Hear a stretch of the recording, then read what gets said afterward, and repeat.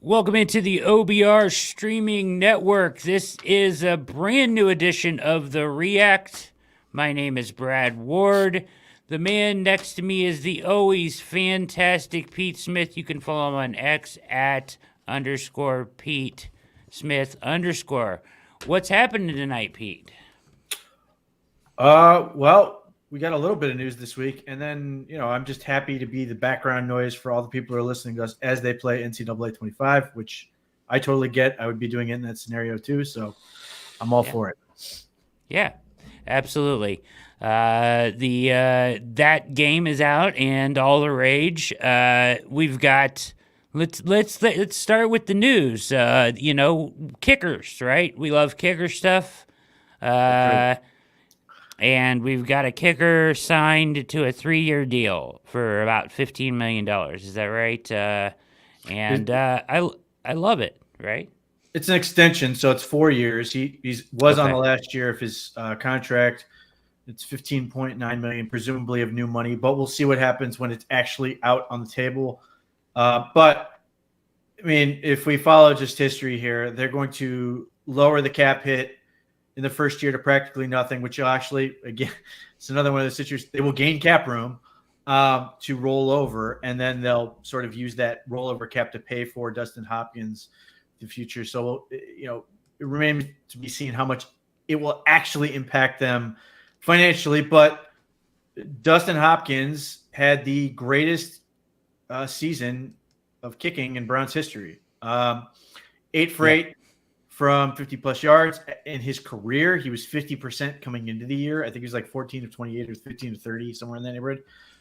Set a career high for just field goal percentage. Obviously, going 100% on your 50-plus will help that. He was at like 91.2 or somewhere in that neighborhood.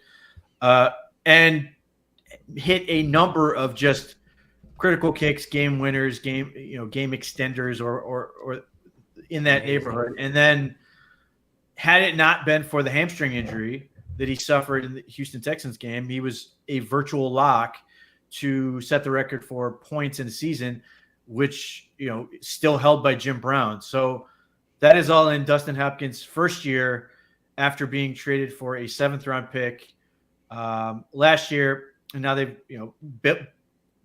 based on that, they're extending him. They are betting on the fact that he's going to continue to kick real well. There's certainly no shortage of precedent of kickers kicking well into their 30s, into their late 30s. He's going to be 34 this year, I think. And then, when he would enter free agency, he'd be 37. There are people who still wanted Phil Dawson to kick into his 50s. So I don't worry about that. And then, wherever the power came from this year, if that's sustainable, then there's no reason to suggest he can't continue to kick for a good long time. Now, the other part about this that, you and I love to talk about, which is the kickoff rule. I don't know how that factors into this. If their Browns are going to get into the whole thing of potentially, using somebody like DeAnthony Bell as the actual kicker on the kickoff, or if they're going to just use Dustin Hopkins. But that becomes really interesting if in a world where he's just kicking field goals, because then there's even more pressure to be effective on that. But at least at that point, he's not trying to chase down a kick return in pursuit and then injuring himself in the process. Yeah, which, that absurd number that the Ravens, Justin Tucker, threw out there of some 33% of kicks that kickers were involved in. I don't know how accurate that is, but it scares the hell out of me. So if we could keep him off the kickoff team, that'd be great. One concern, just throwing it out there to play devil's advocate, kicking in the NFL is a fickle game, right? Like, we see guys do well, then they fail. I mean, it's just a fickle thing. So do you believe, D-Hop was not a superstar before this, right? No, and obviously he was available because the Chargers had a kicking competition and he lost. Or at the very least, they went with the younger option. I think they have Cameron Dicker. But either way, other than basically Justin, to me, I think field goal kicking a lot like relief pitching. Yeah. Other than basically Justin Tucker and Mariano Rivera, everybody sort of is year to year, and you never really know what you're going to get. Granted, there are kickers who tend to be good or better, but even then, relative to where they are on the good scale, it can sort of vary from year to year. So there is a little bit of that where, if you've seen guys get paid a lot of money and then struggle. Chris Boswell of the Pittsburgh Steelers was a guy who got paid a ton of money and then sort of had a real bout of inconsistency there. So yes, there's absolutely a little bit of risk with that. Presumably part of this is based on what they're seeing in the workout stuff. He wasn't there for OTAs for any of that. So I don't know what has happened that sort of bolsters their faith in him, but we'll see if some of that is reflected in the contract or if it's just basically he's here for 4 years and he better be good. Yeah, he better be. So Drew saying Aiyuk propaganda insane.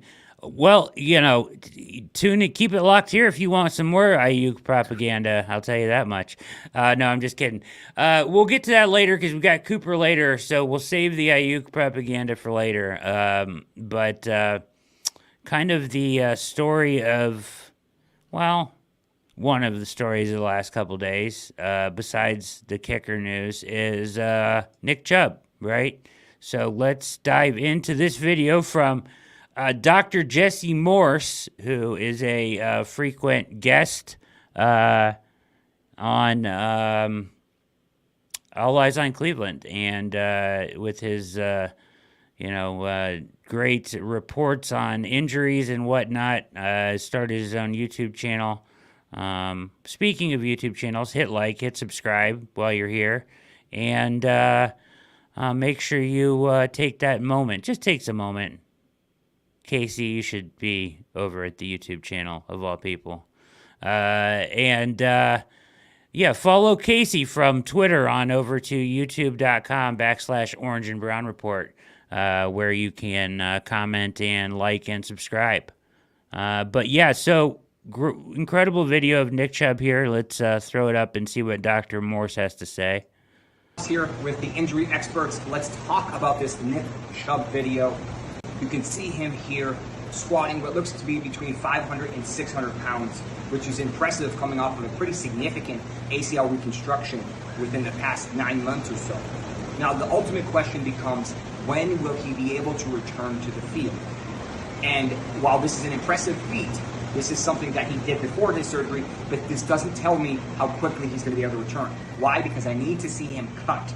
Strength is one thing, the ability to laterally move and aggressively put weight on that reconstructed ligament and then kick back to the other side is what I want to see. And until we see that, not once, but 10, 15, 20 times in the period of an hour, and then him get tackled, we're finally going to say, yes, Nick Chubb is ready to return. So at this moment in time, I'm not ready to say that he's going to go on the PUP list or he's not. But as of right now, fantastic progress for the Cleveland Browns' Nick Chubb. Yeah, fantastic, right? I wouldn't have imagined that at this point, would you, Pete? And then secondly, what do you think about Doc's comments on the cutting? Okay, I have a lot of thoughts on this. First, When is Okay. Barry going to have us broadcast from wherever the hell he was broadcasting from? I would like to be there. Miami. Second, Yep. first thing I noticed with the squatting is the two guys spotting him had no chance. If there's a problem, Nick Chubb dies. Period. He's just dead. There's no chance those guys are saving him from the 585 pounds that are on his back. It's a great point. I didn't even think of that. That's not great. It's like a high school coach who's in decent shape and a decent shaped kid. No chance. Dead. Yeah. It's like me trying to hold up that thing. The other part is I agree with his assessment. Like, it is definitely impressive that his knee is stable enough to support the weight. Now, obviously, it's not turning and doing all the other things, but just the fact that his knee is stable enough to do that is impressive, which has brought on a whole different conversation of should he? And I don't know the answer to that. I can sort of understand why people would sort of be like, does he need to be squatting that much weight and everything else? Right. But beyond that, yeah, look, it's incredible. He's a freakishly strong human being, but I don't. That doesn't tell me anything I didn't already know, other than stable enough to do it. He's a freak, but he's not doing the things that are going to ultimately determine whether his knee is able to do what he needs to do. Either way, and so as Paul sort of does his knee need that much stress on it? It's a fair question. Especially does that sort of, I don't want to say it hinders his lifespan. He's 28. It's not like he's old. It's not like we've got to worry about it, but it is fair to wonder, does that sort of strain on his knee do him a favor? Unclear. And it's possible that somebody told him, yeah, you should do this type of weight just to prove that you can do it, not only, to your knee, but to yourself, that you sort of have this in you. Because Chubb last year did 680 for 3, which is a different story entirely. But, he probably, I would not assume that Nick Chubb is doing this on a weekly basis. I assume this was sort of a special occasion, prove it to himself, and then going back to normal things. For all the reasons that I've sort of laid out. But it doesn't, again, it's in terms of schedule, it doesn't really give you a good hint other than it feels like progress. It looks very impressive. It gets people excited. So it does all the things it's trying to do, but it doesn't give us any specifics or anything in terms of when he's going to be available. I'm still sort of looking at this as, potentially being on the PUP list for 4 weeks and then returning for week 5, if not later. I still don't rule out the possibility that's the second half of the season. That's sort of where I've been sitting. Granted, some of the things I'm seeing from him, again, he's a freak. I don't bet against him, but I also don't necessarily need him out there week 1. I mean, I should say, I hope the Browns don't need him out there for week 1. What I need from him is whatever 100% of whatever he has at this point. Now, I hope his knee's at close to 100% as it can be. But if it's less than that, I need whatever 100% of that is, because as I've sort of talked about before, I don't want to get a compromised version of Chubb that everybody is pissed at, including himself, and then everybody's disappointed after trying to believe in it, believe that he was going to be back and he's going to do this superhuman feat. I want him to be the best Nick Chubb possible, and I don't need the best Nick Chubb possible necessarily for the first week of the season. Well, I'd really like to have it the second half of the season when particularly the end of the year, those last 5 games, and when the Browns are going to be in crunch time, and then hopefully nice and fresh for what we hope is a healthy, long postseason run. Yeah, that's ideal, right? Yeah, I mean, there's no reason for him to rush back at all. There's a more than competent group there, and there's also something to the point of Pete, and I think you've pointed this out before, though. The transition they're going through on the offensive line and to find some effectiveness in the run game could take a game or 2 or 3. He would probably benefit from an offensive line that is more clicking too. A couple weeks in.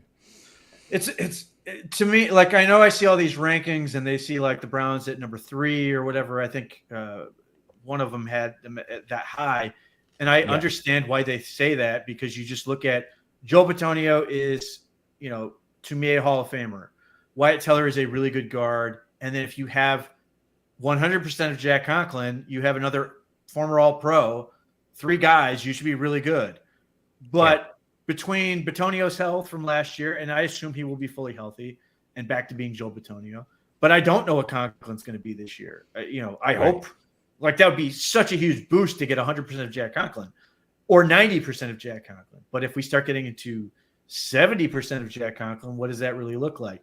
And granted, in some ways, they're sort of better off than they have been in previous years because now they have DeJuan Jones, which they did not have previously, which gave them that real depth. Not since Chris Hubbard was here.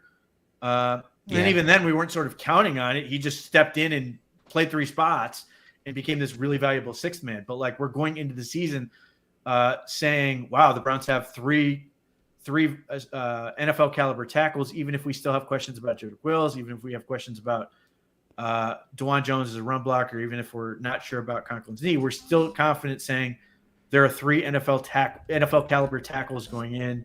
You've got the guards, but like I would like to be, I want to see it. I want them to prove it that we're going to run the ball, not just with Nick Chubb when he's a superstar running back and arguably the best runner in the league because he's going to naturally make guys look better. I want to see it for Jerome Ford. I want to see it for Deontay Foreman. I want to see it for those guys that we might not be as sure about in terms of are they going to be able to open up the holes, or are we sort of expecting a Nick Chubb-like talent to sort of make it work and just make everybody else right? Yeah, which is something you really can't count on in the long term, right? I mean, so, absolutely. So, all of that very interesting. I think, so much of it feels like mental too. Like, I don't know. I've never suffered a knee injury like this. I don't know if you have, Pete, but like, or any kind of a severe knee injury, but like, it feels like so much of like cutting on your knee would be like a mental hurdle, right?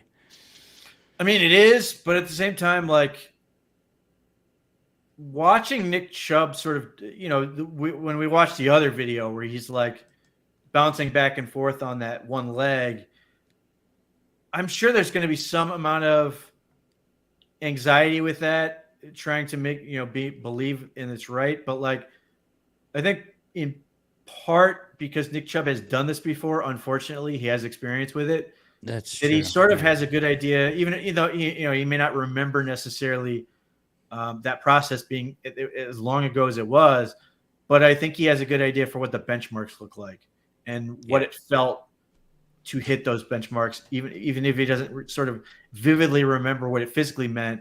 But when they are saying, "Hey, you're able to do this," that he may not be as worried about it. So it is definitely an unknown. I mean, he may react differently, but his past experience suggests he's going to not have the same level of anxiety that we've seen from other players. Yeah, absolutely. That's a great point. Yeah. I mean, he's been through this before, so getting over that mental hurdle, and maybe stuff like this is part of that, right? Knowing that he can squat and whatever. So, all right. Very good stuff. Make sure you hit like, hit subscribe. Tuning in here. There's 336 of you here already. We appreciate it here on the OBR Streaming Network. Make sure you hit like and subscribe. Appreciate you participating in the chat as well. Let's see. Connie says, I had my ACL reconstructed, pardon me. There is a concern with quad strengthening. Okay. Interesting.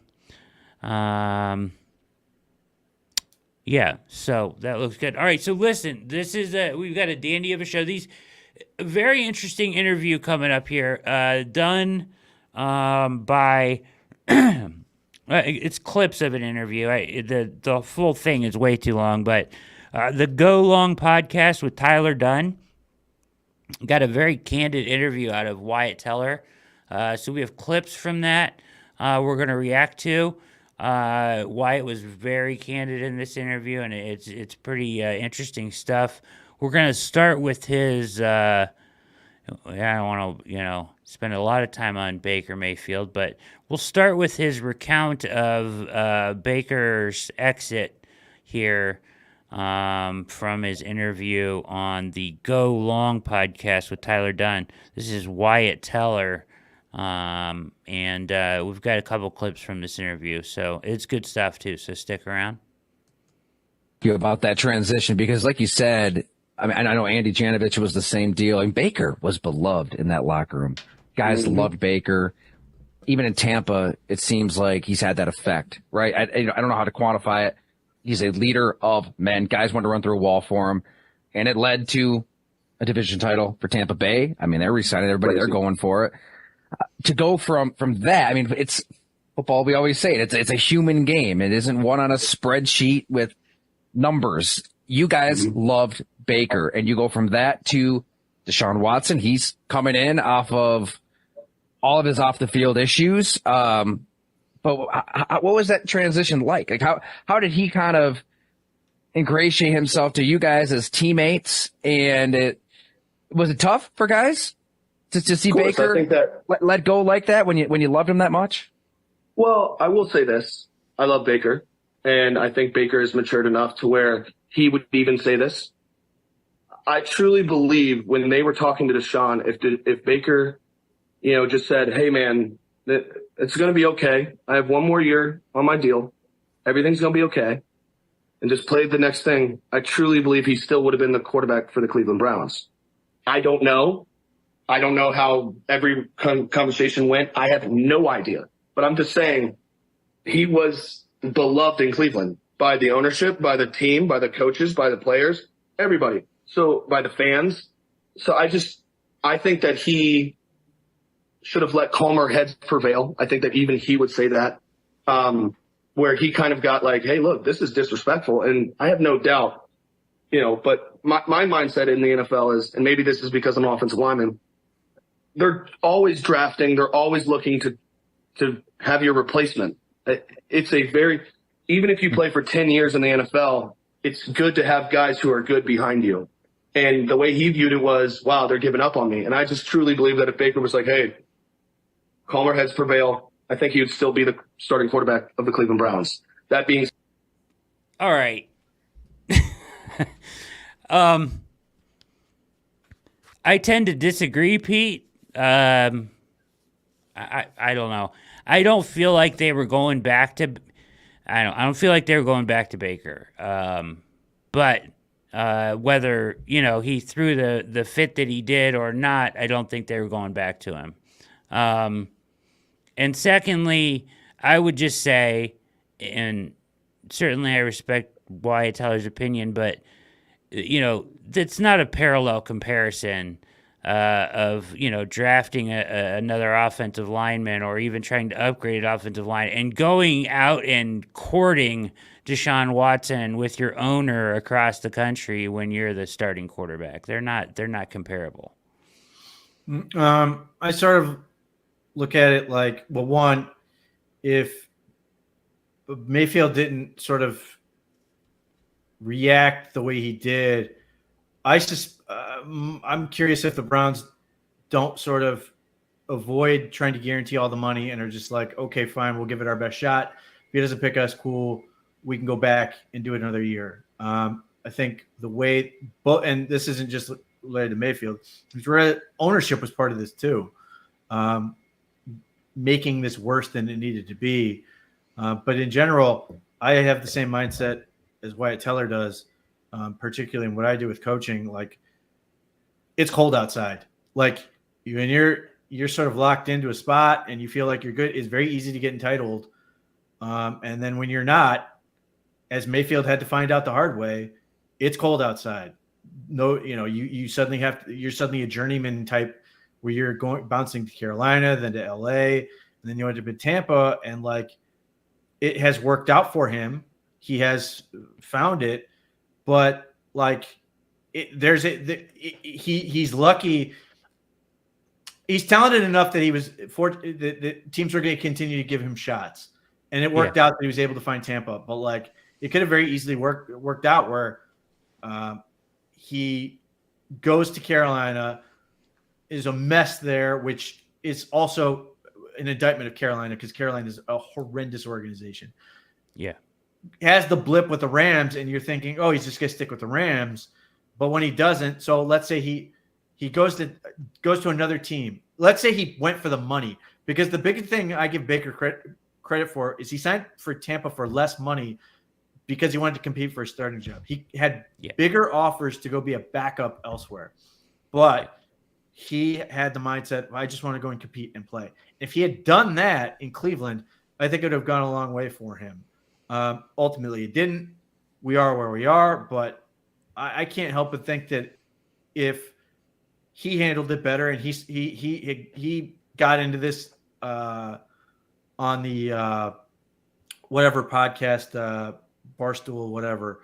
Yeah, he was just on Pardon My Take. Yeah, that's it. And in talking about he should have gotten the shoulder surgery, and he's right. He should have, because I think that would have changed the whole dynamic, and he's still here. So there's a series of decisions that make it, tricky. Now, ultimately, do we end up in the same place where the Browns are still not sold enough on Baker Mayfield that they are still then looking? Possible. Very possible. Baker could have been here for that final season, and then maybe he has a successful season and sort of earns himself what amounts to be a Daniel Jones type contract, or sort of that Geno Smith area contract. But I don't think the Browns would have stopped looking unless he just balled out to the point where he was like, big playoff run, and sustained success where he reclaims that 2024 form that he had, where he was at the end of that, that season, he was a top 10 quarterback. There's no debate on that. He was a top 10 quarterback. If he reclaimed that form, then maybe. But as it is, the choices were made that there were.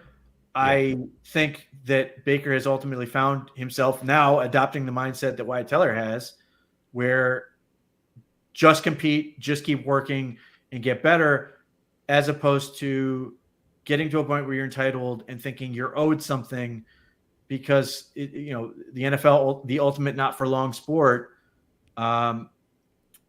sort of made things worse. And as I mentioned before, I think the Browns deserve a lot of blame for how they handled it, and that's specifically at ownership.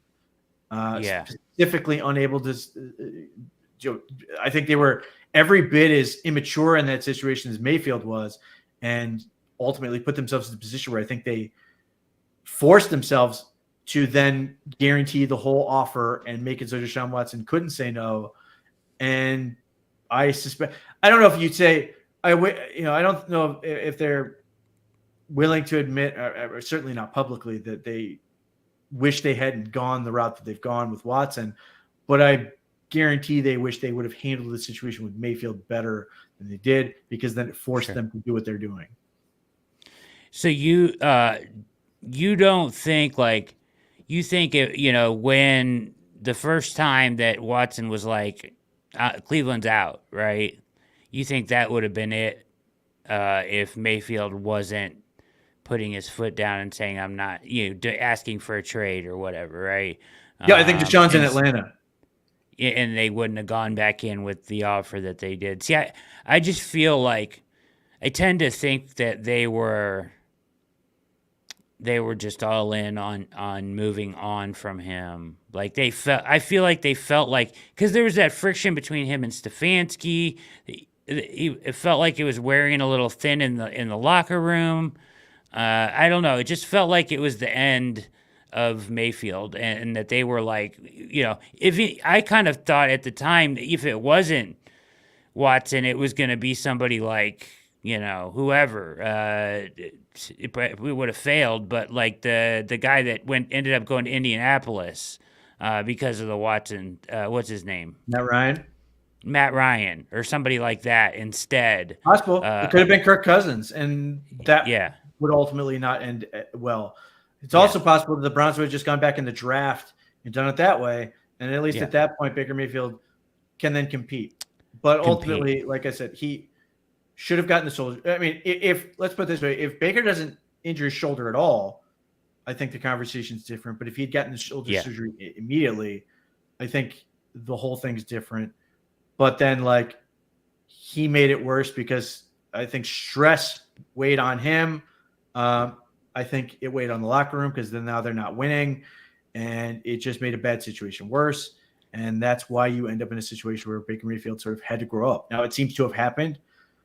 Who knows if Baker struggles this year in a way that like Tampa falls apart for some reason, then who knows? But like we also got to that point where like, you know, any number of people in Cleveland media or fans or whatever on social media were like more than happy to jump on him when he threw that last interception in the playoff game. Like, even though he destroyed the Eagles and won a division title, which the Browns have not done since 1989. And granted, they would have won the division in the NFC South if they were in it.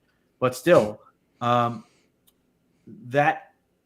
is a tough pill to swallow. And I think that doesn't help either, that we've sort of got that became an antagonistic relationship. Like I have dealt with people who wish nothing but bad things on Baker Mayfield because it didn't work out here. To me, I'm still like super fun watching him play here, his rookie 2018 and 2020 in particular, and winning the playoff games and all those other things. Like, I'm not mad at him, but I do desperately want Watson to be successful so they can move on, and we're not sitting here having to deal with this. But like ultimately, Baker was the guy I thought was the right pick for 2018. He was. Hugh Jackson would have screwed up everybody else that you wanted. At the time, I said Baker was the most Hugh Jackson-proof quarterback, which is true. It's a great statement. Could have been better here. Ultimately, we'll never know, but it is what it is, and they've made their move. And the Browns, Watson will hopefully be overwhelmingly successful for this team and end that conversation. But if he struggles and other Browns are looking for another quarterback and Baker Mayfield has, and even right now, Baker Mayfield doesn't have like, a guarantee that he's going to be there that long. So, I mean, right, I mentioned, he probably would have ended up getting a Daniel Jones or Geno Smith type contract, which is what he has now. But like, welcome to the life of not being a top quarterback. You're always in that mode. So that's just sort of how it goes. Yeah. I 100% agree that, if he would have just sat and gotten surgery or sat and recovered instead of trying to play through it, we're probably looking at a different situation. But yeah, interesting stuff though. All right, Wyatt, a little more here on Baker. Said he has made transitions to other teams. He's learned a playbook in 2 days and been able to win games, which is just unbelievable. Right. The Rams, and then come back into go to Tampa Bay and just be an unbelievable leader and have a whole off season with that team. It shows you how good that man is.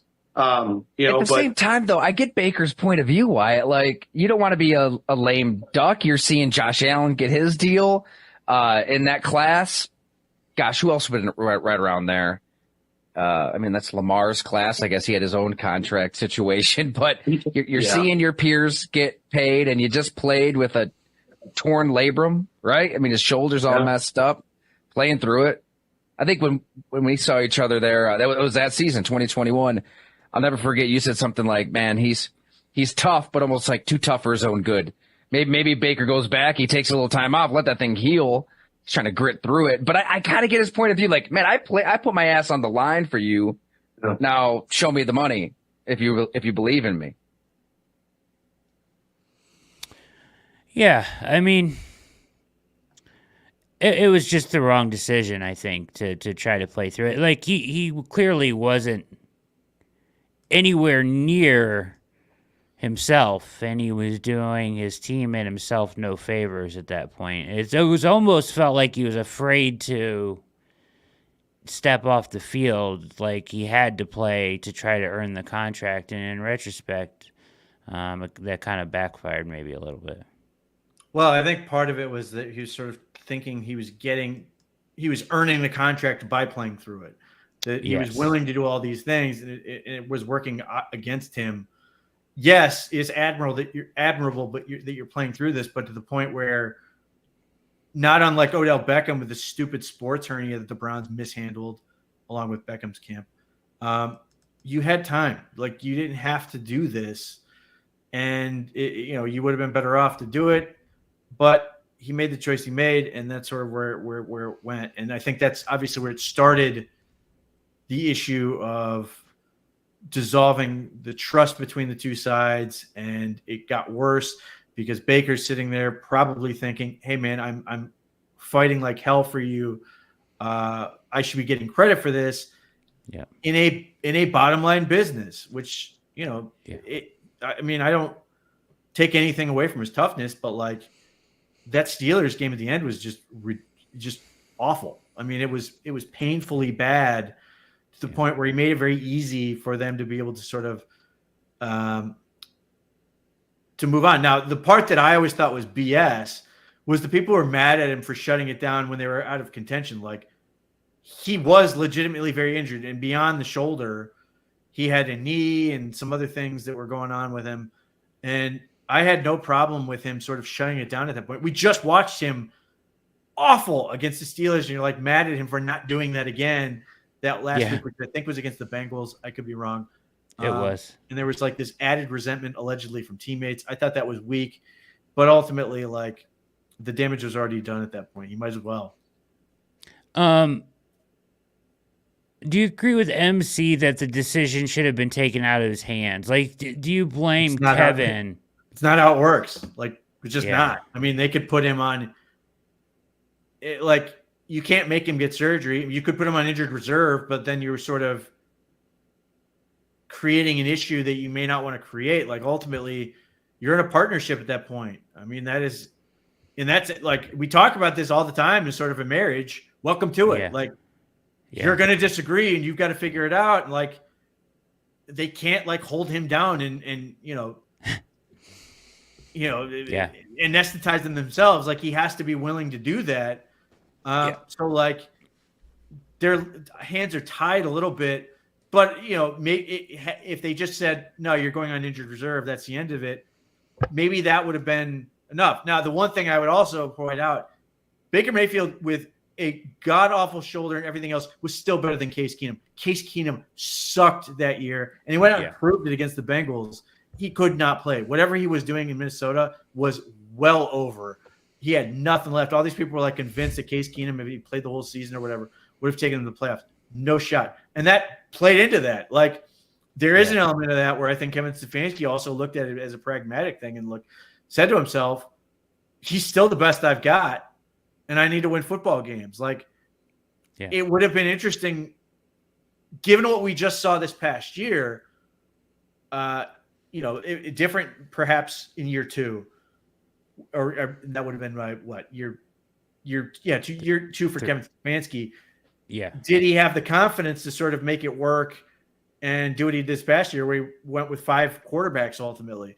Would have been interesting to see that play out, but I had no faith in Case Keenum, and the Browns didn't have the defense or any of the other things that they had. They were not a very good team that year in terms of talent, particularly on the defensive side of the ball.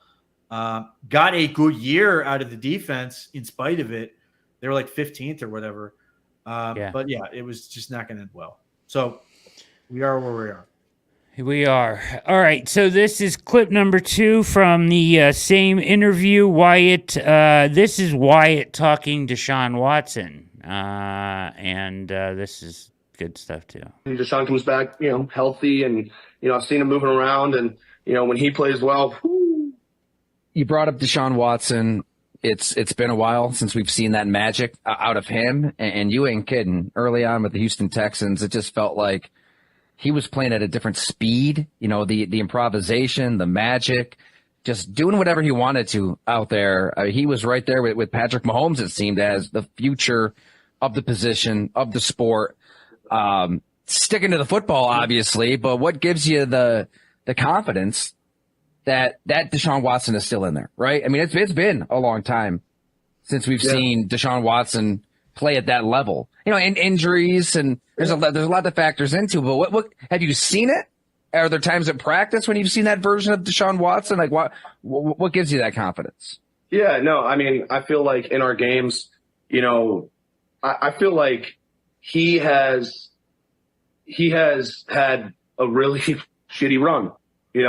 It's been really tough on him. He's coming back off of originally it was 6 games, then out of nowhere it was 11 games. I'm still confused with how that worked. We had someone come out of the NFL who said, and PA both agreed on an amazing judge, and she said that, hey, it should be 6 games or something like that. And then it was like, no, that's not enough.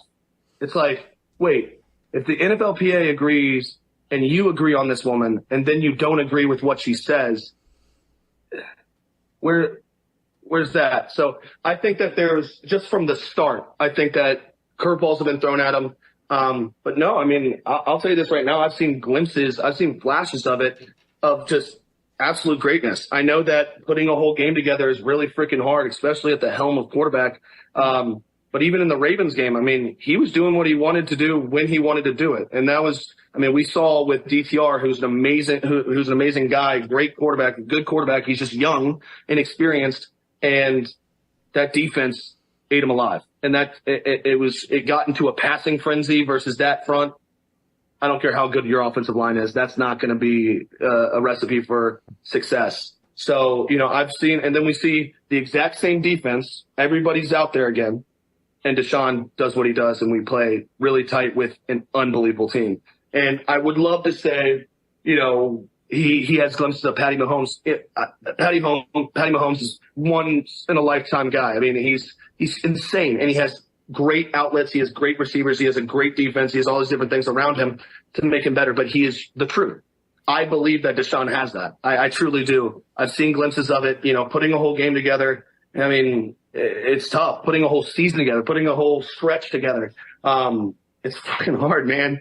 I couldn't imagine taking 2 years off of football and expecting to play at the same level I was playing at, 2020 and then 2021. So he's the helm of my team. I pray that he has an unbelievable season and honestly plays out of his mind, not to win a Super Bowl, but just for himself. I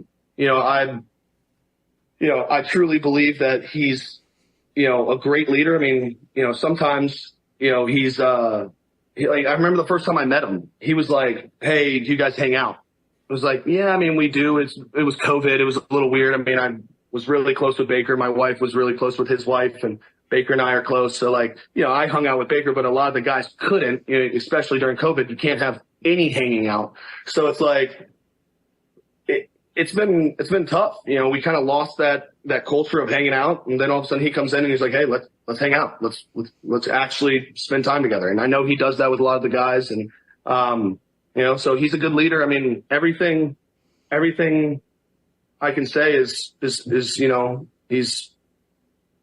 doing everything he can. I don't know. It's when someone's unproven, I remember I was getting my ass, shipped out of Buffalo and everybody's like, Wyatt's just not a good player. And everybody was like, wait, he's just young. You going to give him a year or two? And they gave me a year and got me out of there. So I pray that, he has an unbelievable season and puts it all together because I want to win. Interesting stuff from Wyatt Teller on Deshaun Watson. Thoughts on what he had to say there?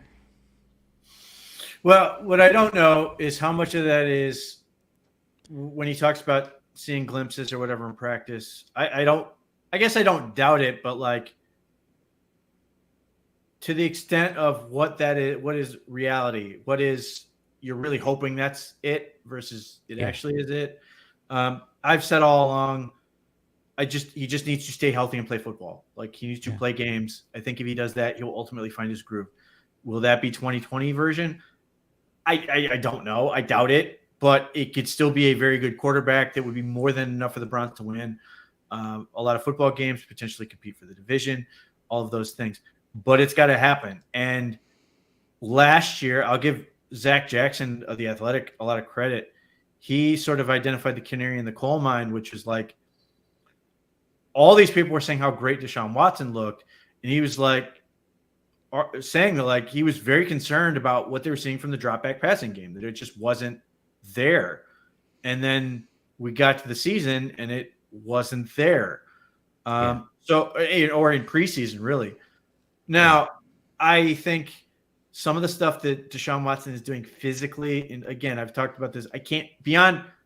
I see workouts and stuff, and there's only so much you can take away from these things. I do think his feet look better than they have, and some of the ways he's throwing the ball look cleaner with the added strength. I'm curious to see if we're going to get that type of reaction this year, or I think in part because the Browns had a really good defense, there was this like thought that, oh, it's just because they have a really good defense.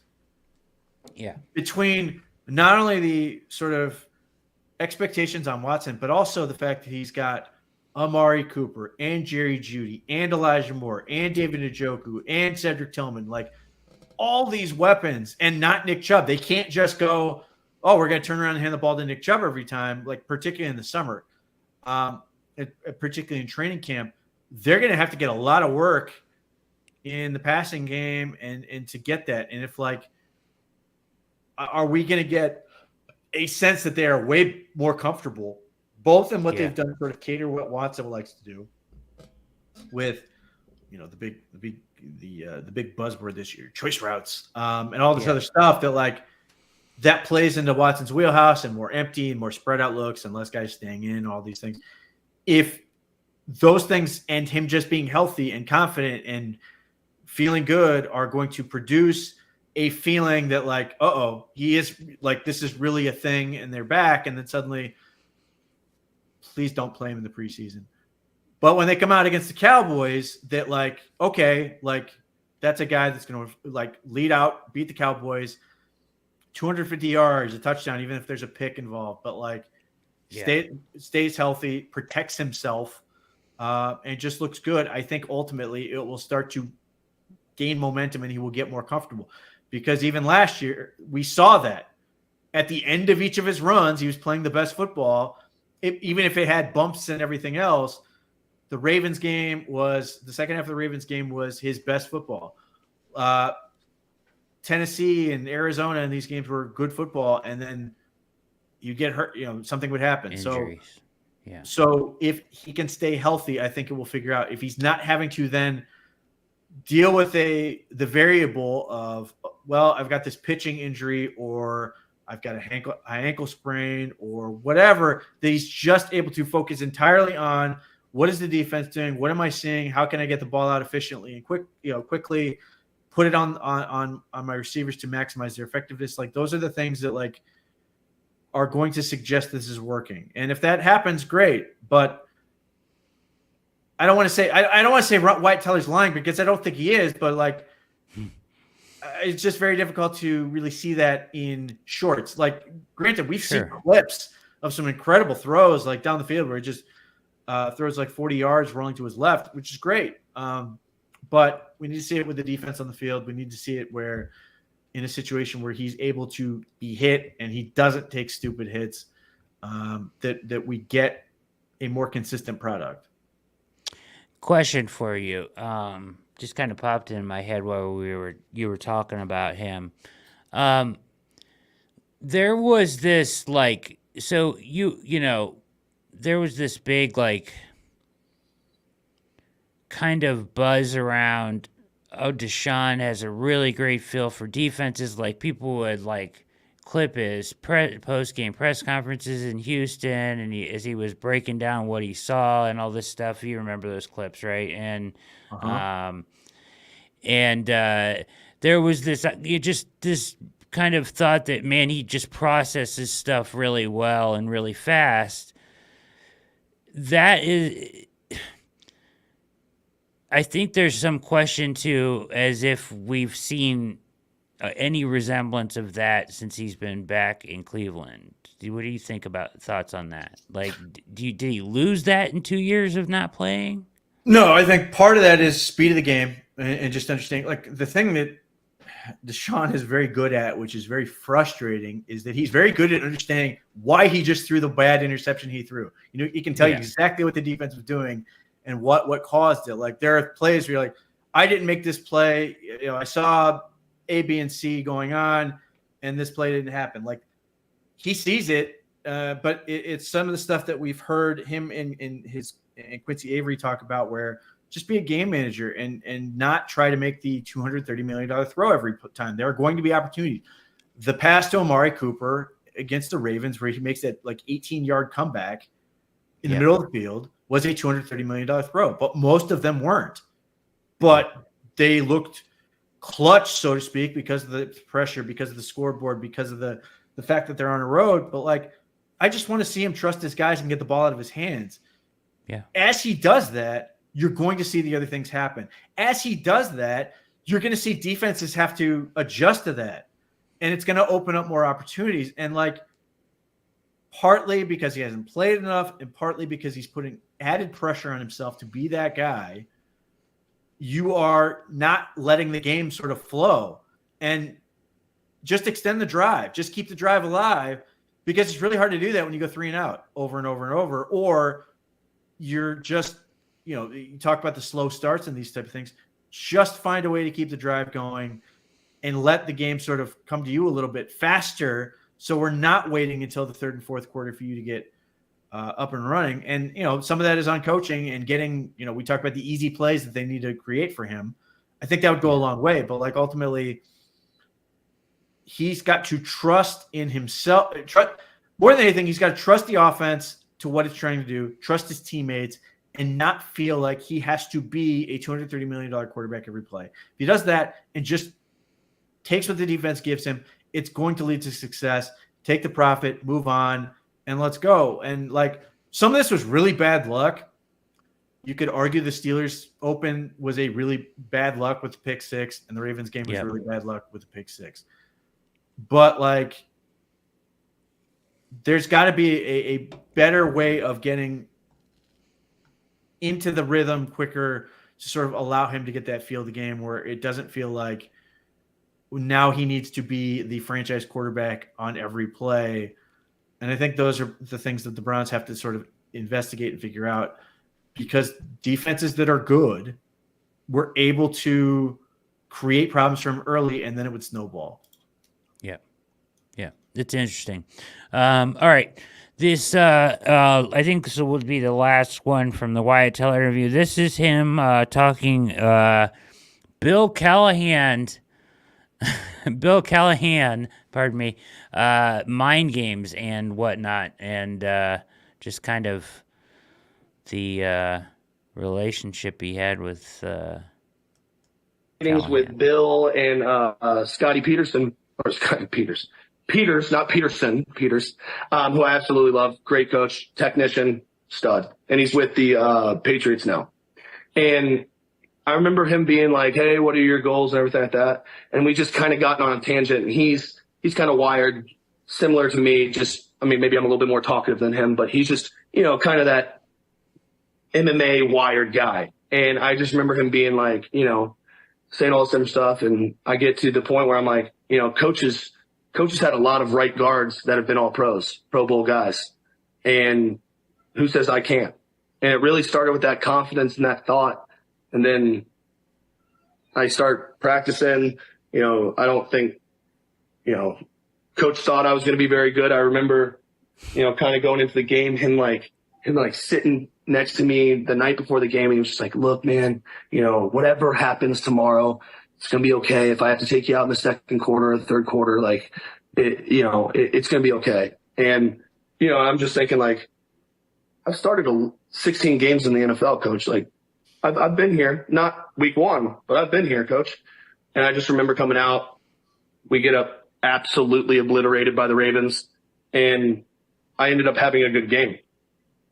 And it was just like, Bill started being like, wait, who the fuck is this guy? You know what I mean? And maybe that started his confidence with me a little bit more. I don't know. I don't think he ever had confidence in me, but, it did kind of start with that, a little bit, maybe a minor bit of respect. But yeah, he's hard. He's hard on guys. He's very hard on guys. And, he also came into a room where you have Jack Conklin, Joel Bitonio. We get our first round draft pick with Jed. Starting center, JC Treader, who's been year 10, 9 or 10 at that point, who's a great player, and who's the who's the little pinky who doesn't know who the hell he is or where the hell he's been. So like, I think that coach like really like focused on me because I had to make the most of game. You know, Jed had to make a lot of game because he was a rookie, but Jed was a first rounder. I was a 5th round draft pick who had been traded. So like, they didn't really trust I don't know. I think that he thinks I was a good player, but he was like, how good can he be? And how hard can I push him to see how far he can go? So I'll say this. I'm thankful for Bill Callahan, but he was a very difficult coach.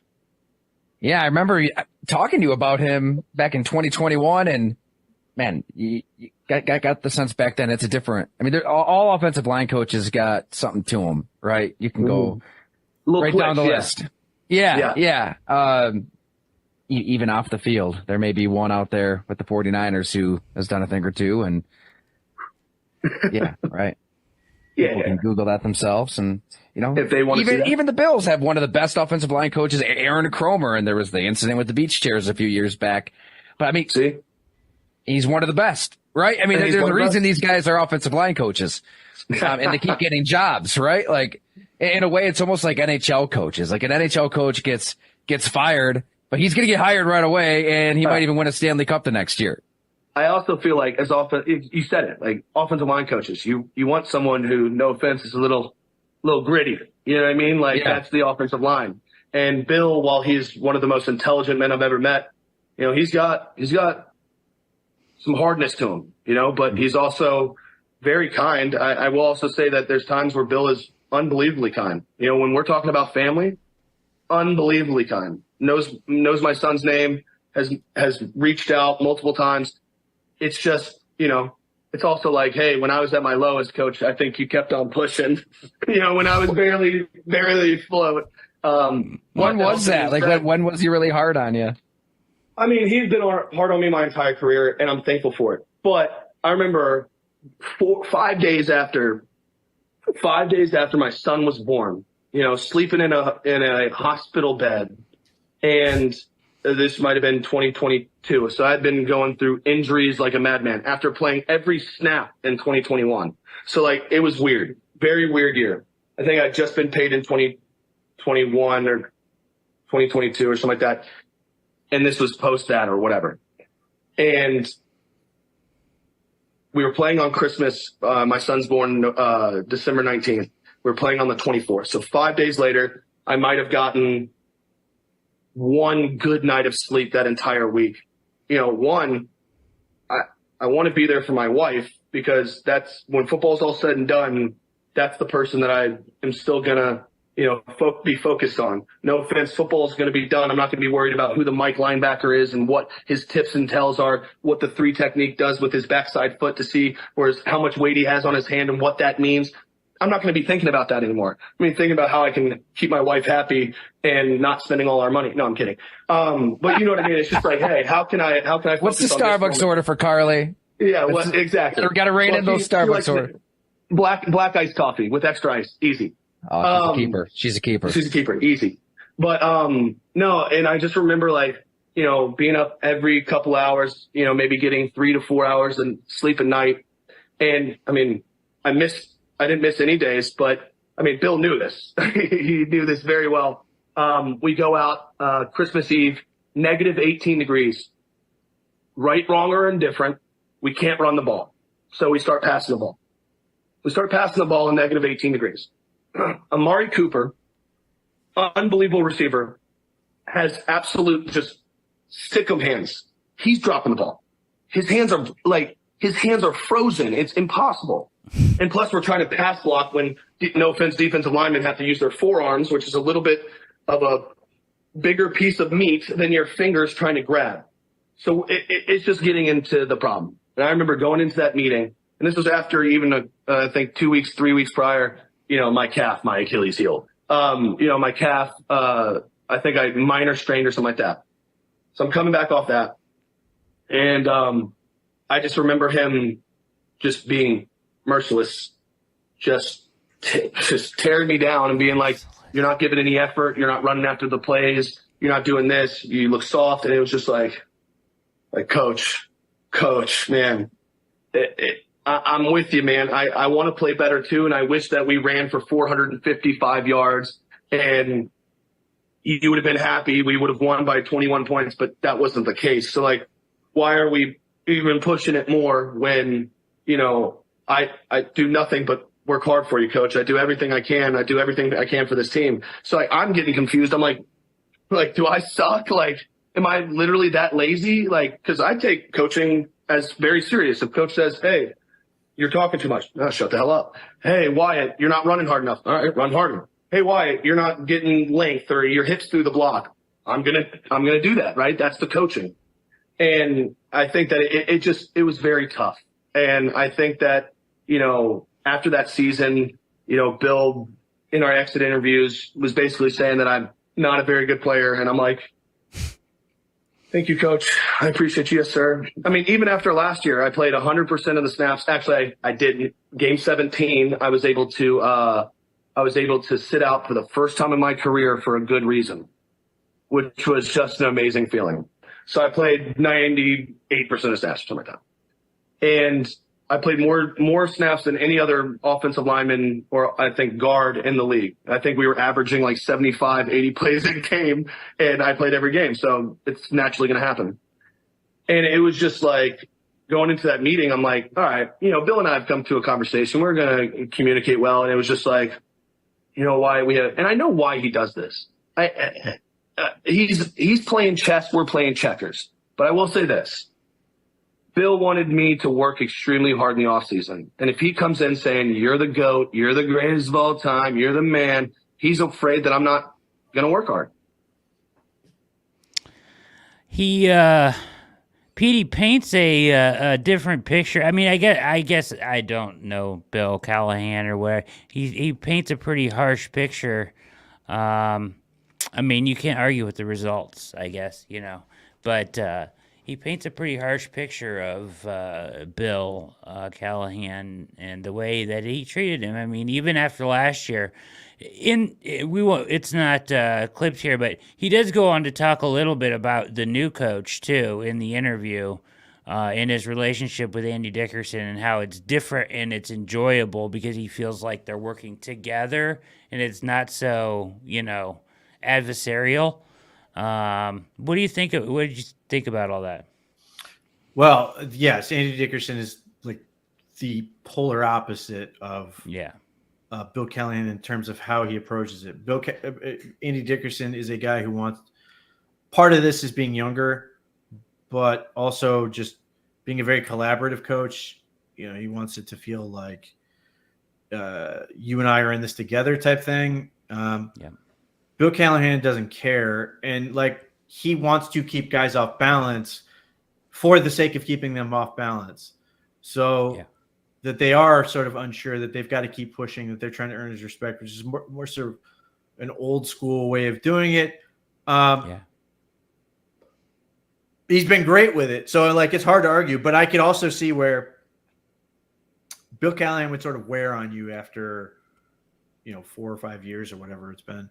I could see where that becomes challenging, but it's really effective. Now, I'm not surprised that, and I'm sure Wyatt is not the only one who thinks this.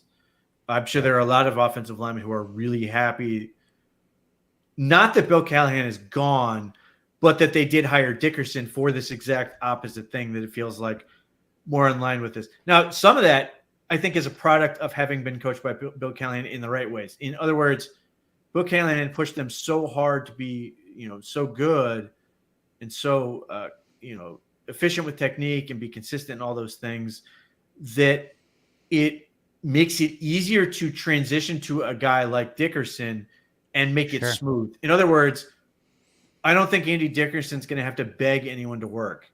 They've been sort of trained to, hold themselves. Yeah, it's already ingrained, right? Yeah. Right. So that really makes it sort of smoother sailing for Dickerson, that he's able to sort of that's already part of it. That's the culture of the offensive line, and that he can sort of guide that. Now, the other part that works, I think, for what Dickerson's trying to do is that he did in his press conference, he's willing to say he used pin and pull as an example. Like, I haven't done a whole lot of this recently. I want to hear from my guys. I want them to tell me, how can we do things better, all these other things.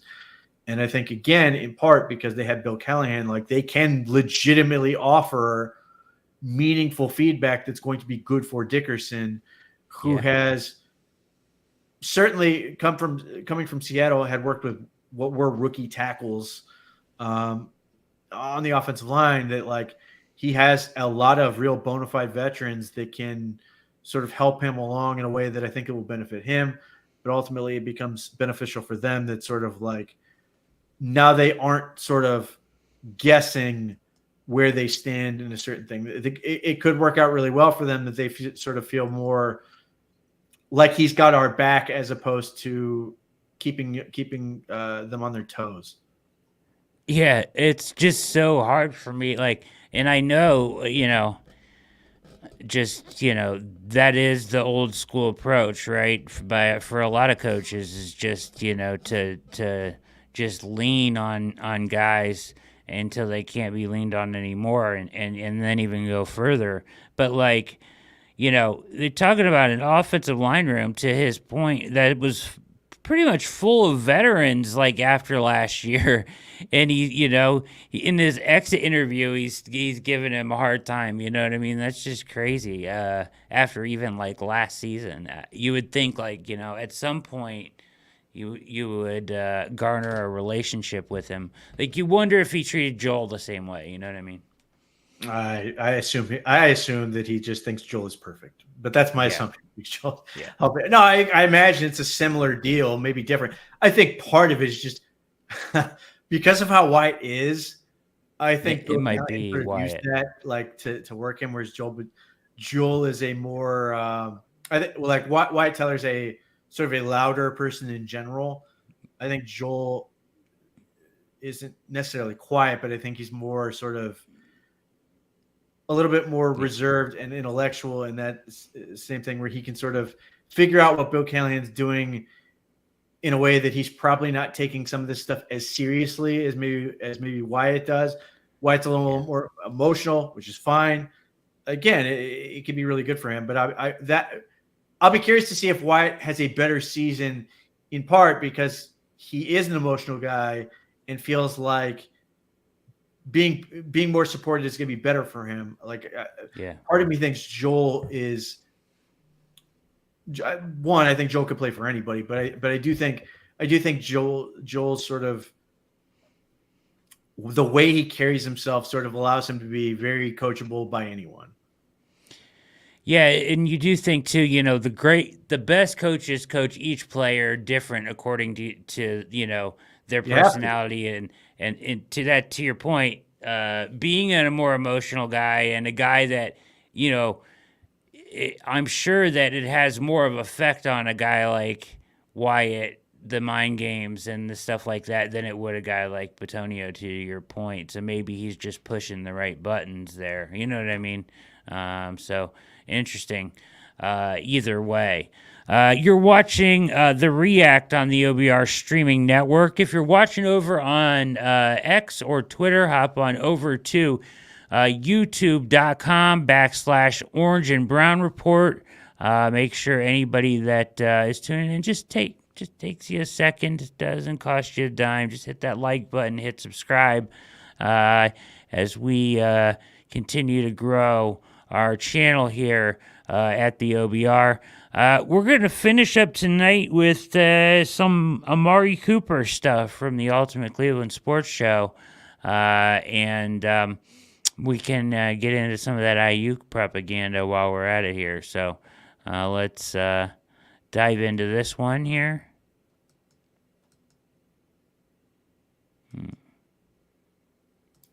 Ultimate Cleveland Sports Show here on WKY Channel 3, and I know exactly what we're talking about right now. It's the Cleveland Browns. Guys, the Browns generally in the last few years have done a great job when it comes to signing extensions with players that are looking for new contracts. In fact, to the point where they've signed guys that we were even surprised would get extensions, like David Njoku, which has worked out, and like Jack Conklin, we'll see if it works out. It hasn't so far.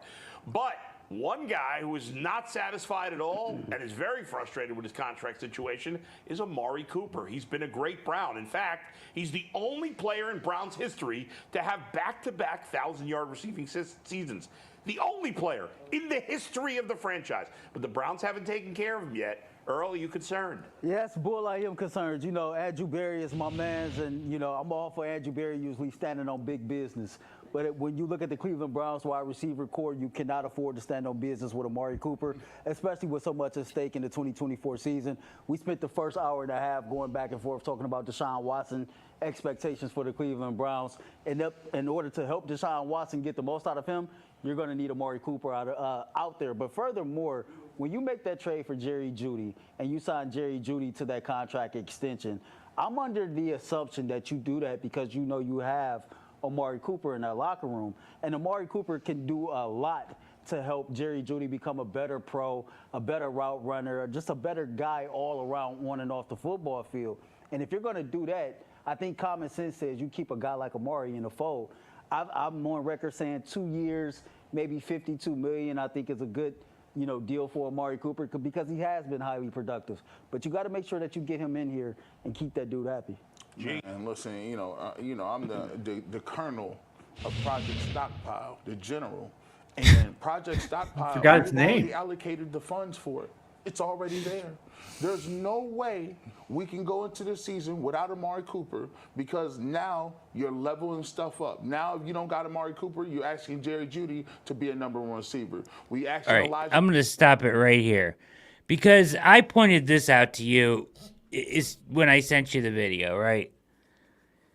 Amari Cooper's still under contract. I mean, unless he plans to sit out, regardless of whether they come to an extension or not, he's still on the team this season. So the talk of like him suddenly disappearing, I don't get where that's coming from. Right. Like, let's say they don't work at a contract extension and maybe Amari sits out like some training camp, but at some point, or maybe he doesn't miss any because he doesn't want to have fines. But it does not help him to not get the $20 million he's scheduled to make this year.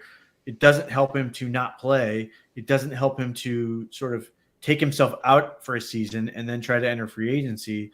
Like, he needs to continue to prove it. He has incentives to presumably wants to succeed and compete. That part rings very hollow to me. I think there are issues with this in terms of, I don't know what has changed since sort of Brad Steinberg's initial reporting, but like they have a figure picked out. It's about the guaranteed money beyond the first year, which I sympathize with Cooper on because if you just guarantee money this year, which means nothing to me, he's already here. And then you're no guaranteed money. Like, you are literally putting him in a worse spot theoretically. He's better off just playing this year out and potentially getting himself to free agents, or even the franchise tag. I mean, the franchise tag would be enormous for him.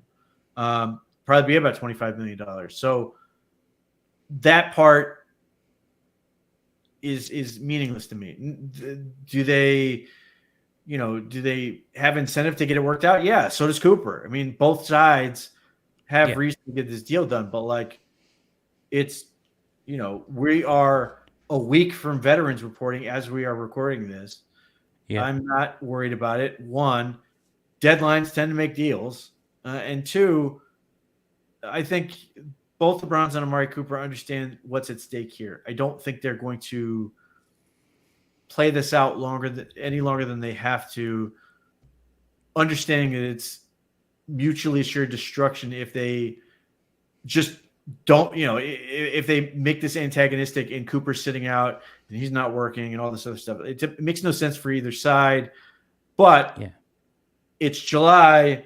I don't know when this video came out, July something, and we got to get people watching. So we got to make this life or death in terms of the Amari Cooper thing. Now, the one thing I'll disagree wholeheartedly with Earl on is don't do that. Don't be the team that goes, well, we got to treat Amari Cooper differently.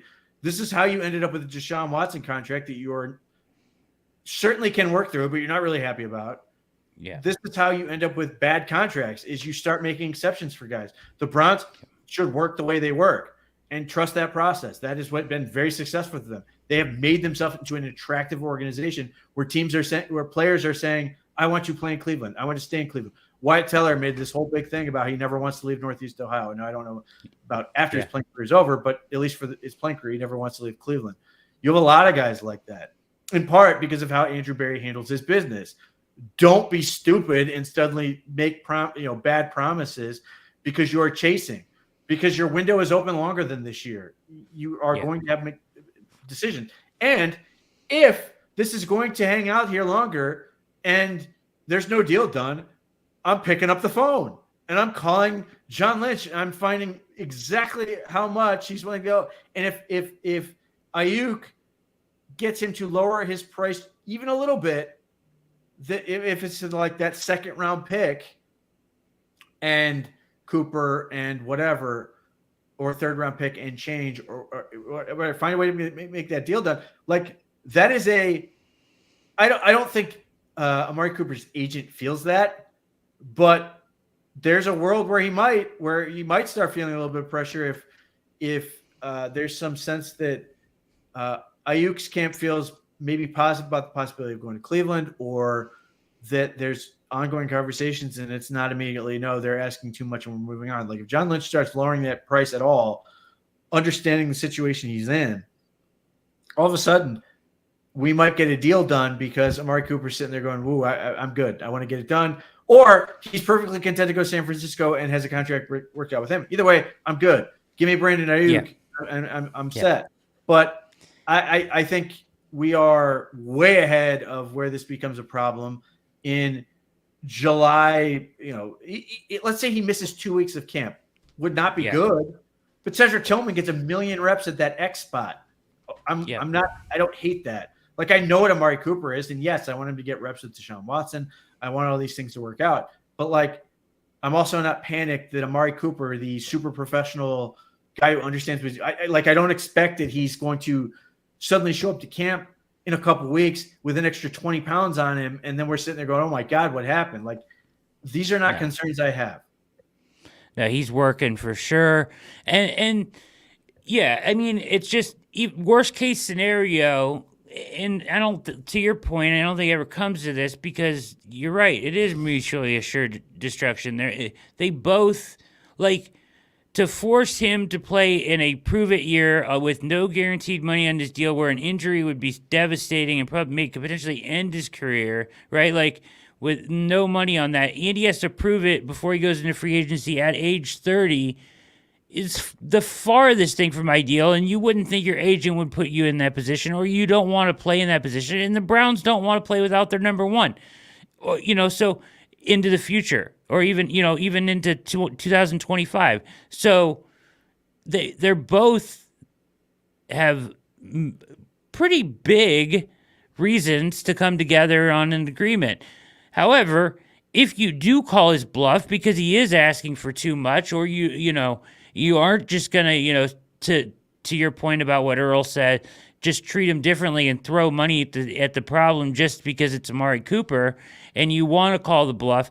He's still going to play for the Browns this year. He's not an idiot, and he's still on the team this year. He's still under contract. He's not going to pass on $20 million, and he has to play to prove for his next contract, to your point. So talking about him being gone in 2024 is only if they do work out some kind of a deal where Brandon Aiyuk is here, and then hallelujah, and we'll all run around and celebrate. So, I agree with you. Like, again, the longer this goes on, this is the thing, until either Amari Cooper or Brandon Aiyuk has been resolved, there is the possibility that sort of ancillary thing puts pressure on the Browns and Cooper to get a deal done.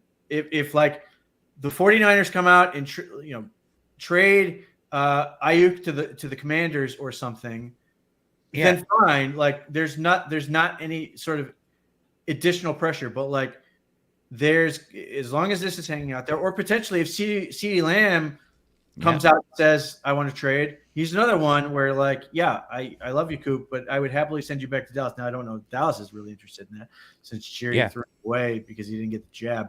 But it nevertheless adds a way to sort of just add a little bit of pressure to it to get a deal done. Now, again, I would think the Browns would be better off just giving him a 2-year extension with guaranteed money attached to both years, and that's meeting in the middle, and we're done. If Cooper's unwilling to meet that, then I get it, and we can go on with the $20 million he's getting this year and move and proceed from there. So Drew saying, did they put him on the personal non-football injury list? Put who? Aiyuk? I don't think so. Drew saying. They put Ricky Pearsall. Oh, okay. Now, let's understand what the non-football injury list actually means. Yeah. He could have got a bruise or, a slight hamstring pull that's going to keep him out at the start of camp. All that means is he got likely hurt training on his own. They can't cover, he's not covered for that or whatever. And then he is on that list until he's ready to go. Now, that could be a day. It could be longer than that. There's been no mention to this point of what he did to himself, which would suggest, it's minor. I mean, I would assume like if he had a major injury, I think we'd already know what it is by now. So I'm assuming it's a minor. Yeah. But he can miss some time, and it's not ultimately not going to force them to do anything with Aiyuk. I mean, again, the issue with Aiyuk is if you keep him this year and you don't sign him to a contract extension, okay. If you win the Super Bowl, totally worth it. But if you don't, and he's going to be a free agent next year and you could theoretically tag him, then they would have to move him. And they can't afford to just have like what would be like $25 million or whatever it is sitting there on their cap. They'd have to be able to maneuver. And they would likely find themselves in a situation not unlike the Chiefs were, where they traded L'Jarius Sneed to the Tennessee Titans for a 3rd-round pick and a swap of 7ths. Like at that point, if Aiyuk is now on the franchise tag, his trade value drops because everybody now knows he has to move. Whereas right now they do not. They could theoretically max out on whatever value he has, which I think is significant. So, if that's Cooper in a second, which would be that would be a high price to pay, don't get me wrong, because Cooper is a very good receiver. He fits the sort of pay area that the 49ers want to be in and would still allow them to be contenders for the Super Bowl right now. Like there's no drop, like there's no sense that they are giving up. Whereas if they were to trade Aiyuk to somewhere like Pittsburgh is the, obviously the one that's being thrown out there.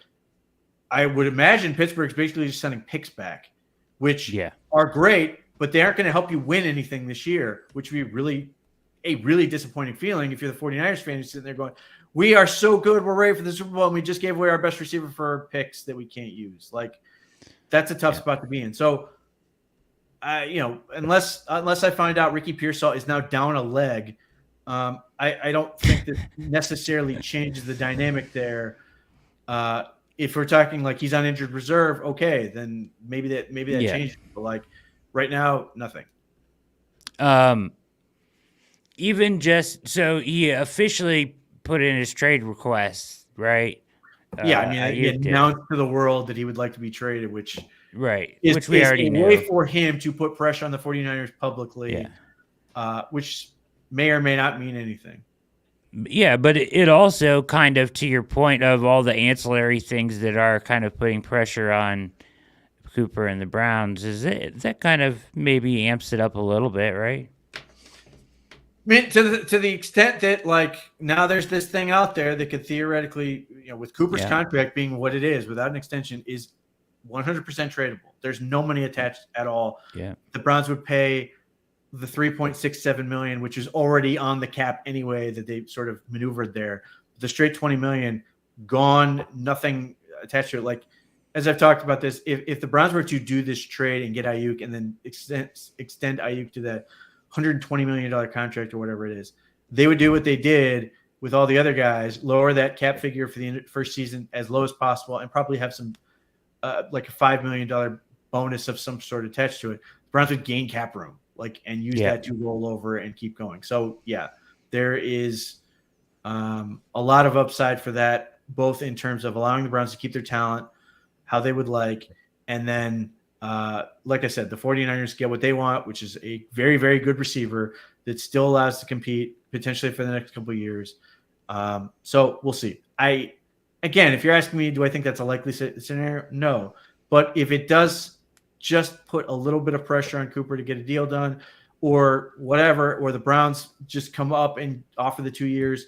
Let's put it this way. If the Browns are offering the 2 years with the guaranteed money, which I think is the right contract for this situation. Yes. If the Aiyuk thing gets Cooper to sort of be like, all right, I'm not worried about the third year, let's just take the 2, then that would be great. Done, move on, and let's go. Yep. Agreed. Yeah. More to be a number 2 receiver. We already see that's not the case. Now to you guys like Bell, the guys like Tillman, those guys that have to play. I'd much rather have my number 1 receiver. They got to roll coverage to Amari Cooper. You look at Jerry Jeudy, he can be comfortable at number 2. Now Elijah Moore is in the slot. We still got David Njoku running down the seam, and now you can specialize and have guys like maybe a Jamari Thrash or a Cedric Tillman be specialist type players. You need everything and all hands on deck, especially in this AFC North and the way the schedule looks.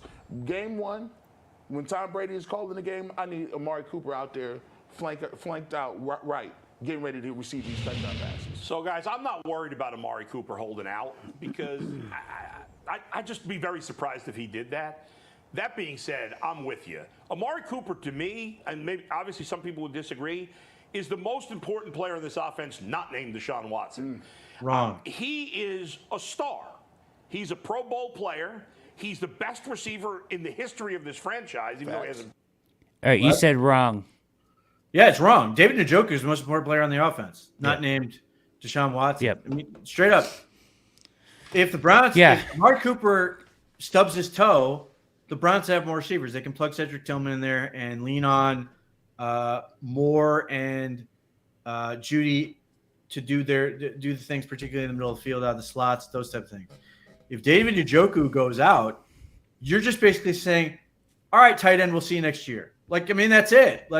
That's a huge difference. And beyond what David Njoku adds as a run blocker, beyond his ability to attack the seam and all these other things he can do, with all those things going on, and them having to take care of Cooper and Judy and Moore and this, and if David Njoku ends up in one-on-one coverage, especially if he's playing like he did last year, he's a nightmare.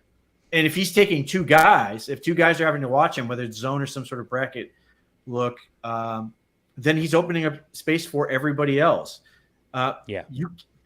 You're probably, I won't say it will never happen, but I don't expect a lot of double coverage for Amari Cooper. They may move a safety over there to sort of hang out and sort of help take that away, but he's still going to have another responsibility. David Njoku is the one guy right now who demands a plan with multiple defenders.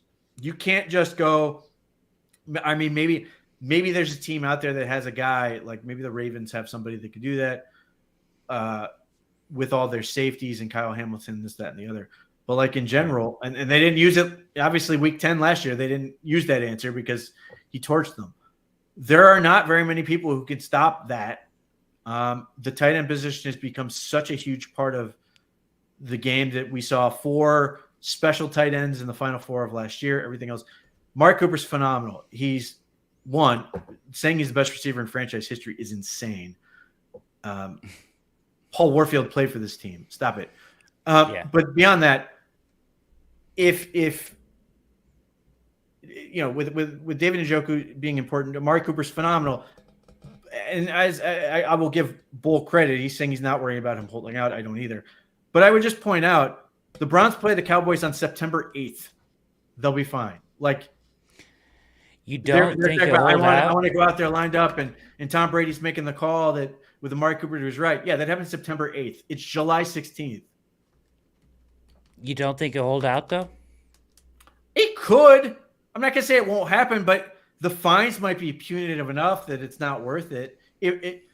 if he holds out, he must think he's getting a deal that's going to get those fines rescinded. If he holds out, because if he doesn't, and then he's just eating up money off of his $20 million, like that makes no sense. There would have to be some belief on his part that money's coming back. Otherwise, he's just pissing away money for no good reason. And what about Amari Cooper, he's not stupid. What about a hold in? He comes in, he shows up so he doesn't get fined, but he doesn't participate.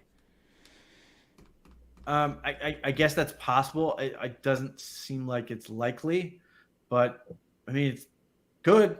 We could see something like that, but like, I just don't see him throwing money away. Does not seem like who he is. Yeah, I don't know.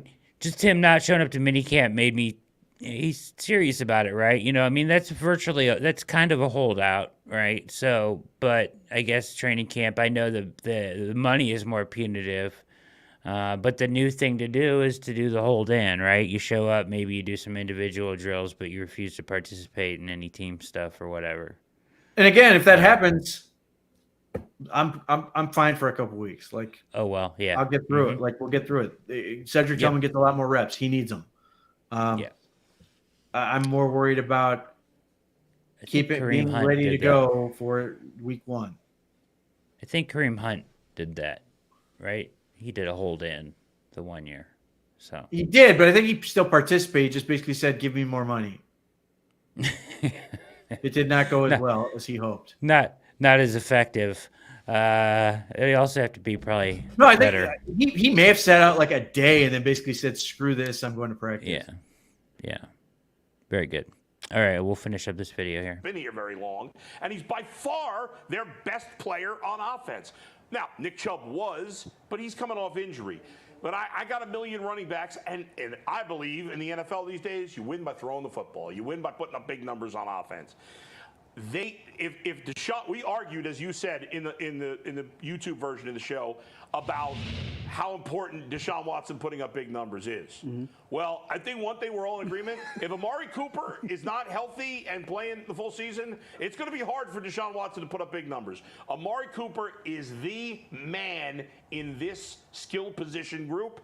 The Browns have taken care of everybody, including, as you mentioned, Earl, Jerry Jeudy. You can't take care of Jerry Jeudy. I know he's younger, but you can't take care of a guy who has really proven nothing and then leave a guy who's done it all hanging. That's not right. They took care of Jack Conklin.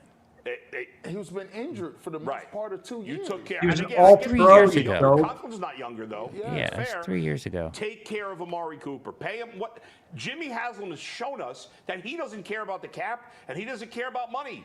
He's got a lot of it. Take care of Amari Cooper. I hope they will before the preseason starts. All right, we've talked Browns, we've talked Cavs. Yeah, I mean, they have to stick to their principles here. Right, like you can't just like throw money at it, like they're saying. Like I do not need to see another Jarvis Landry contract as long as they live. That was one of the dumbest ideas, and that was the part of it.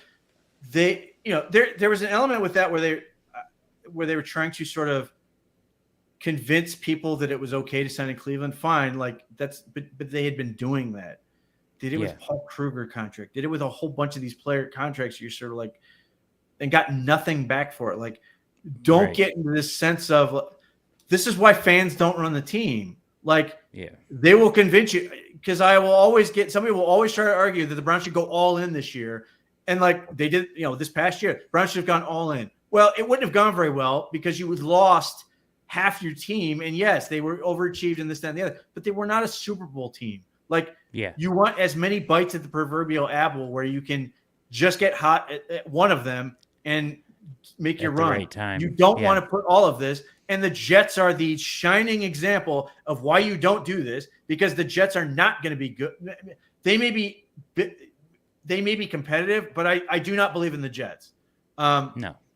I'm still not convinced it's not going to be a complete and utter train wreck again.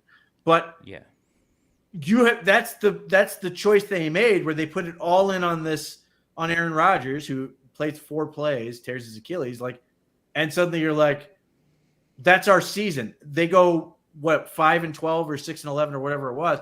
awful year. And now what are the Jets fans are going? Why can't we be more like Cleveland? Because Cleveland was smarter. They didn't do this approach. They are trying to give themselves as many opportunities. So don't be stupid and make rash decisions on Amari Cooper. And it's not fun. You want that instant gratification of getting a deal done. But this is why Andrew Berry is very good, is he sticks to his principles. He's a very forthright guy in terms of how he negotiates contracts. He tends to stick by his number, and the deals get done or they don't. And to this point, I have no reason to sit there and like whine about it, especially at this stage in the game. Yeah, I want Amari Cooper to be out there. I want him to play in this offense, but like, I do not want to overpay for Amari Cooper and end up in a situation where everybody's angry at this contract, which they're stuck with, because G. Bush is making the point for me by mentioning Jack Conklin. Like Jack Conklin, like if he's healthy and is still an all-pro right tackle, nobody's upset about that contract, but the way it was designed, right, he needed to be healthy because you're stuck with this contract. Now, we are very much hoping he's going to be back and good, because if he's not, and he's a really expensive backup, you are paying an obscene amount for a backup, and there's still like 2 more years left on that deal that you're trying to get out of, and it will hurt like the Austin Hooper deal hurt, where like, no, it doesn't cripple you or anything, but it just sucks to like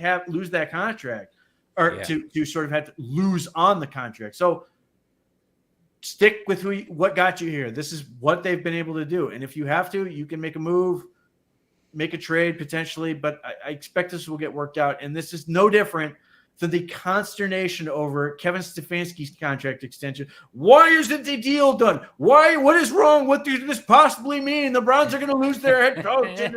It will be fine. And who knows? Because deadlines make deals, we may be talking about an Amari Cooper contract extension next week. Yeah, it could be. That was my bet. My bet was day 2 of training camp, of the Greenbrier. So we'll see. It's and once again, you call his bluff. He's still going to play. He's still going to suit up in the Browns uniform. I mean, he's not going to disappear unless he disappears for another good player. So, the acting as if you don't pay him, he's not going to be here. Pay him or he dies. Realistic. Yeah, just not realistic. So that's the React here tonight on the OBR streaming network. We appreciate your participation in the chat. Make sure you hit like and subscribe and the notification bell so you know every time we go live with one of our shows. We will be adding shows as the season approaches. We'll come out with a revamped schedule for all of our shows here at the OBR. We're adding people, we're adding shows, we're adding coverage. We've got a lot of exciting stuff going on at the site. Make sure you keep it locked at theobr.com. Any parting words tonight, Pete? There's, continue to check out what we've got coming out. Sam Penix came out with a detailed film room on the Ravens game. With Deshaun Watson. We'll have more with Corey Kinnon's got something coming out for Wednesday. Ian Valentino's got something coming out Thursday. I've been doing, or I will continue to do, positional group rankings within the division.